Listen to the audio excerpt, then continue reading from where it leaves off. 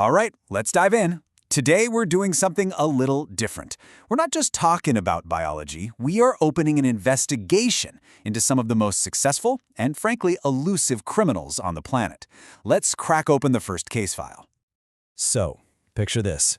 I'm talking about criminals who've been operating for millions of years. They have countless victims, billions even, and they are absolute masters of disguise, infiltration, and escape. Any guesses who they might be? Yeah, they're not who you think. The culprits I'm talking about aren't some legendary thieves or cyber hackers. They're parasites, tiny organisms that have perfected the art of living on or inside a host and causing a whole lot of harm. So today, we're profiling the most wanted. Okay, our first case file takes us deep inside the human body, into the bloodstream. You gotta think of it like a superhighway, and it's being used by a particularly deadly agent that has plagued humanity for, well, forever. The crime scene is malaria, a devastating disease. The big question is, who's the perpetrator? We've got a lineup of the usual microscopic suspects. Let's see who's in the interrogation room. So here's our lineup. Every single one of these is a known offender in the world of parasitology, a real bad guy. But only one is our prime suspect for causing the absolute worst forms of malaria. Does that name ring a bell for you? And there it is, we got him. The culprit is Plasmodium falciparum.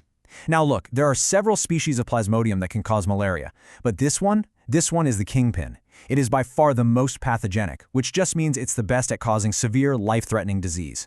A true master criminal of the microscopic world. Next up, we're moving from the bloodstream to a different part of the body, the gut. We're profiling a whole gang of parasites who specialize in, well, internal sabotage. Let's call them the gut wreckers. Our first gut wrecker is Antamoeba histolytica. And like any good criminal, it has different forms for different parts of the job. It's got a disguise for getting in and a different form for when it's time to do the dirty work. So which form is its weapon of choice for actually invading the body? Right, here's its modus operandi, the trophozoid stage. This is the parasite when it's active, when it's feeding and moving. See, its cyst form is what gets you infected, but it's the trophozoid that does the real damage, burrowing into your intestinal wall, and sometimes it even escapes to attack other organs, like the liver. Nasty stuff. Okay, our second gut wrecker is Giardia lamblia. This one is notorious for causing, let's just say, some really unpleasant digestive issues. But how does this criminal get from one victim to the next? What's its getaway plan? It uses one of the oldest and, frankly, most effective tricks in the book, the fecal-oral route. Its cysts, which are these tough, dormant little packages, get passed in feces and can survive out in the world for a long time, especially in water. All it takes is ingesting a tiny amount of contaminated water or food, and boom, the infection starts all over again. Now, our final gut wrecker is a totally different kind of beast, a helminth. That's just a fancy scientific name for a parasitic worm. Its crime isn't just causing discomfort. No, this one is a thief. It literally steals a vital resource from its host, which leads to anemia. So who's our culprit? The answer is Necator americanus. You probably know it as the hookworm. And its method is just brutally simple. It latches on to the wall of your small intestine with its sharp mouthparts and just feeds on your blood. Now, a few worms might not be a huge deal, but a heavy infestation, that leads to chronic blood loss, draining the host of iron and causing serious anemia. So let's look at their methods side by side. It really shows you their different criminal specialties, right? You've got Antamoeba, the invader, just destroying tissue. Then there's Giardia, the saboteur, messing with the whole system. And finally, Necator, the thief, just straight up stealing blood. 3 different criminals, 3 very distinct MOs. For our final case file, we're looking at parasites that don't work alone. Oh no, these guys rely on accomplices, vectors, to transport them from one host to another. This strategy makes them incredibly effective at spreading disease. They're the deadly hitchhikers. So let's start with African trypanosomiasis, also known as sleeping sickness. The parasite itself is Trypanosoma brucei, but it can't just walk up and infect its human hosts. It needs a getaway driver. So who is its accomplice?